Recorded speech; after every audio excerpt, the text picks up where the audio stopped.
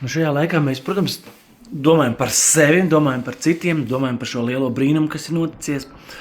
Un tiem, kam ir sirdis pareizajā vietā un galva ir pareizajā vietā, šajā laikā viņi visbiežāk domā par citiem, kā viņiem iet, kā mēs varam palīdzēt, kā mēs varam atbalstīt. Un mūsu klientiem, tas arī, ko mēs saņēmām dāvanām, parādīšu. Šādas te sveices dažādas. Mēs tur katrs darbinieks domājam, tas sirsnīgs veidā. Liekas, pat vienu pat aizdedzināju arī. Pamēģināšu. Pēc cik skaisti. Jūs jau zināt, kas tāds pa sveicēm ir. Ja nē, tad pastieties šitie te. Atvēršu vaļā. Un te ir tāda uzrakstīts.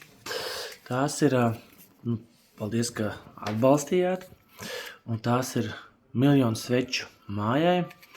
Un šīs sveces, tā atvēršu vaļā, taisa cilvēki. Šīs svece ir radījuši jaunieši ar smagiem attīstības traucējumiem.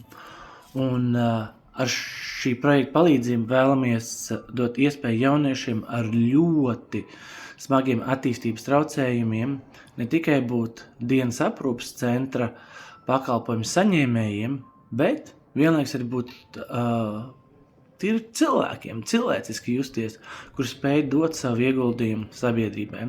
Tā kā paldies jums par šīm svecēm, paldies par dāvanām no mūsu klientiem, ka mēs ar uzgaidāmā telpā viņas dedzinām. Un priecīgs jums svētkus un patiešām, lai jums notiek brīnuma un laimīgi jauno gadu. Un patiešām, lai mums visiem ir veselība un miers un prieks. Tas ir tas, ko dod Riga Brain. Tiekamies. Čau!